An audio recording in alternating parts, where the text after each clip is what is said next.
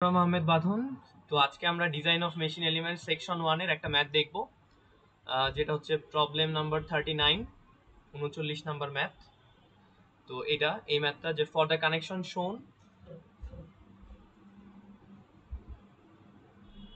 equation representing the determine the equation representing the various methods by which it might fall। এখানে একটা দেয়া আছে আমাদের পিভটেড জয়েন্ট, পাঁচটা পাঁচটা পিভট দেয়া আছে। এটা এটা এই ডিজাইনটা মেবি, আচ্ছা, এটা হচ্ছে রিভেট আর প্লেটের একটা কানেকশন। তো এখানে আমাদের এটাকে ডিজাইন করতে বলছে, design this connection for a load of 2.5 kips বা 2500 pound. Both plates and rivets are made of AISI 3C1020। এটা আমাদের ম্যাটেরিয়াল টেবিলের জন্য দেওয়া আছে। তো আমাদেরকে ডিজাইন করতে বলছে। বেসিক্যালি এখানে থিকনেস দেওয়া আছে, প্লেট থিকনেস আমাদের বের করতে হবে, যেটা আমাদের unknown. Design design mainly thickness বের করতে হবে, মানে ডাইমেনশনগুলো বের করা লাগবে। আর এখানে ডায়ামিটার দেওয়া আছে হচ্ছে প্রত্যেকটা হোলের, এখানে টোটাল 5টা হোল আছে। আর যেটা দেওয়া আছে প্লেটের যেই চ্যাপটা উইডথটা, সেটা হচ্ছে বি দেওয়া আছে। সো আমাদেরকে এই সব কিছু ডিজাইন করতে হবে, এই সব কিছু বের করতে হবে। তো আমরা যদি এখন প্রবলেমটাতে অ্যানালাইসে যাই, তো প্রথমে আমাদের যেই জিনিসটা দেওয়া আছে, যেটা হচ্ছে the load is repeated and reverse.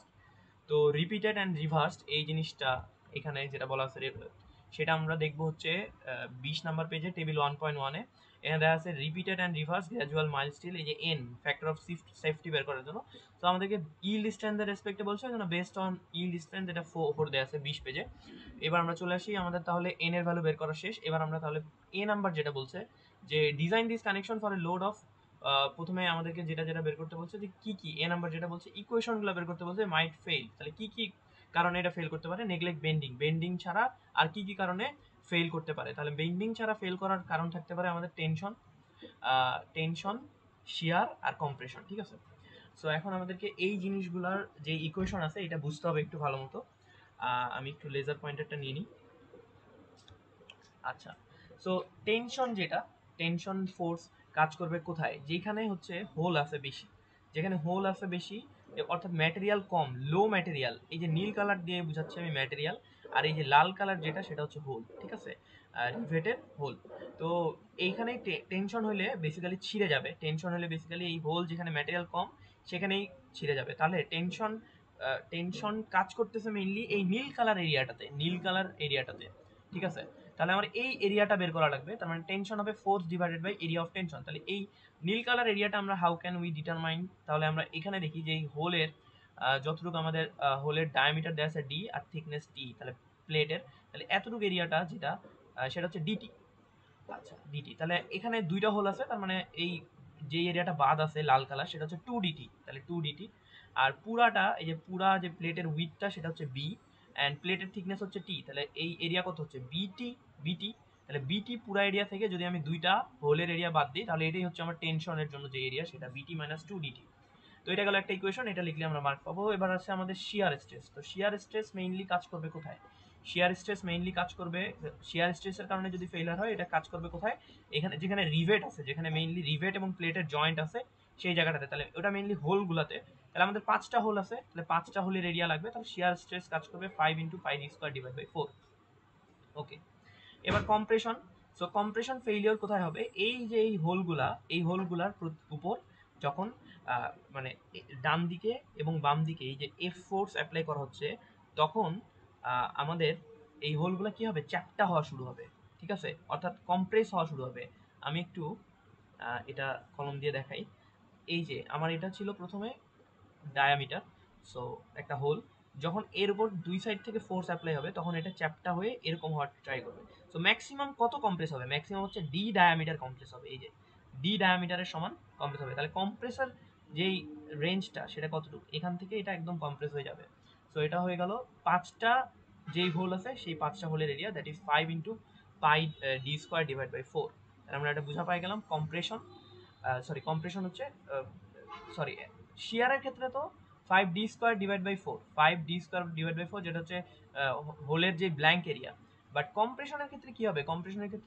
Compression হচ্ছে দূরত্ব হচ্ছে ডি, এবং প্লেটের থিকনেস হচ্ছে টি থিকনেস, এবং ডি ডায়া, এইটা কম্প্রেস হয়ে যাচ্ছে ডিটি। ঠিক আছে, তাহলে কম্প্রেশনের ক্ষেত্রে 5dt, বাট ফর শিয়ারের ক্ষেত্রে কি হবে, শিয়ারের ক্ষেত্রে আমার যেটা হবে সেটা হচ্ছে শুধুমাত্র 5 পাই ডি স্কোয়ার ডিভাইড বাই 4। ওকে, তাহলে এটা বুঝলাম।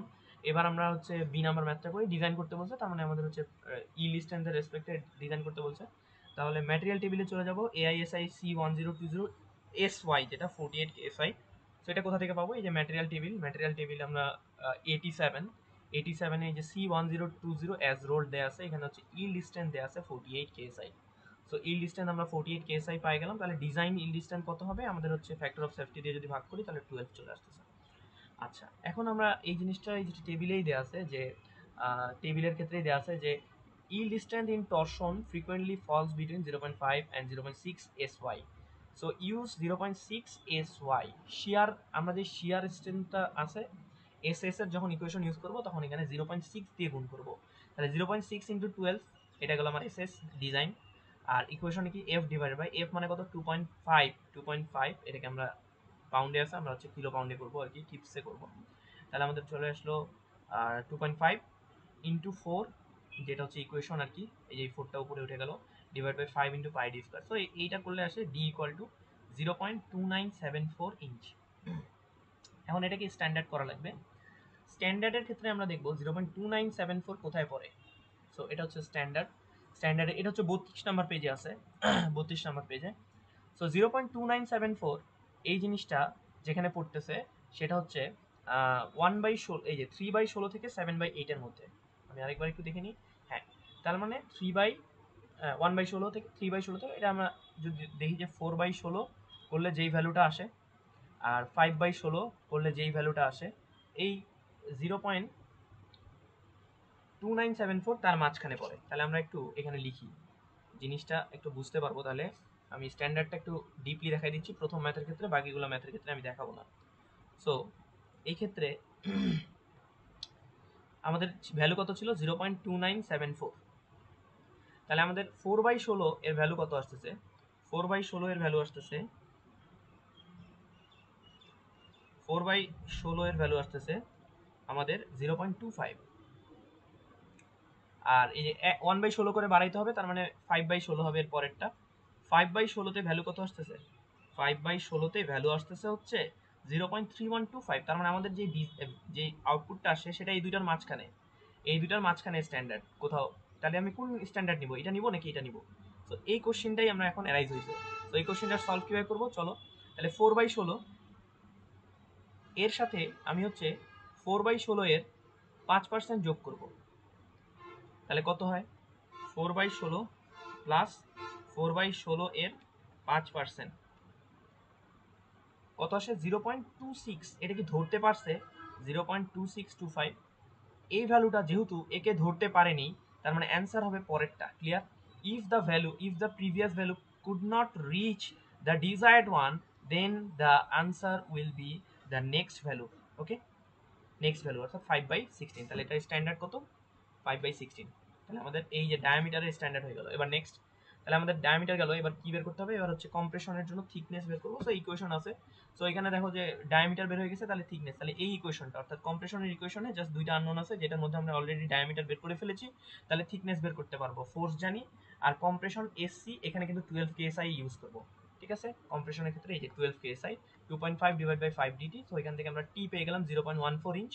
এখন এইটাকে যদি আমরা সেম প্রসেসে স্ট্যান্ডার্ড করবো, এটা চলে আসবে 5/32 ইঞ্চ। Same process. এটা এই স্ট্যান্ডার্ডটা কিভাবে করবো আরেকবার একটু দেখাই দিই স্ট্যান্ডার্ড। সো এটা আলটিমেটলি এই যে 1/32 থেকে 3/16, 3/16 মানে 6/32 এর মাঝখানে পড়ে। তাহলে আমি দেখতে পারবো যে এটা আলটিমেটলি 1/32 করে যদি বাড়াই, তাহলে এটা হচ্ছে 5/32, 4/32 আর 5/32 এর মাঝখানে পড়ে। তাহলে 4/32 প্লাস 4/32 এর 5% করে যদি দেখি যে ওটা রিচ করতে পারেনি বেসিক্যালি, সো আমাদের অ্যান্সার হবে 5/32। এটা হচ্ছে স্ট্যান্ডার্ড। সিমিলারলি টেনশনের ক্ষেত্রে এই যে আমাদের এখানে টি বের হয়ে গেল, এই যে টি এর ভ্যালু বের হয়ে গেল টেনশনের পুরো ইকুয়েশনে, জাস্ট বি আননোন ছিল, বি এর ভ্যালু 2.08228 ইঞ্চ। সো এটাকে এখন আমরা স্ট্যান্ডার্ড করে এখানে পাশে অবশ্যই লিখতে হবে স্ট্যান্ডার্ড এসটিডি। সো বেসিক্যালি এখানে পাশে স্টেডি লিখতে হবে। 2 ইঞ্চ কিভাবে আসলো, আশা করি এটা আমরা পারবো। তাহলে এটাও আমি আরেকবার একটু দেখাই দিচ্ছি এই জিনিসটা, যে 2 ইঞ্চ কিভাবে আসলো। সো প্রথমে আমরা দেখবো যে 2 কোথায় পড়ে, 2 আসলে এখানে পড়ে, এই যে 7/8 থেকে যদি 3 পর্যন্ত, মানে হচ্ছে 16/8, 16/8 মানে 2, 16/8 আর 17/8 এর মাঝখানে পড়ে। সো ওইভাবে করে দেখবো যে 16/8 প্লাস 16/8 এর 5% যদি ভ্যালুটা ওকে অতিক্রম করে চলে যায়, তার মানে ওই ভ্যালুটাই হবে, অর্থাৎ 2ই হবে। ঠিক আছে, স্ট্যান্ডার্ড করলে। সো আশা করি আমরা এই ম্যাথটা বুঝতে পেরেছি। Thank you very much.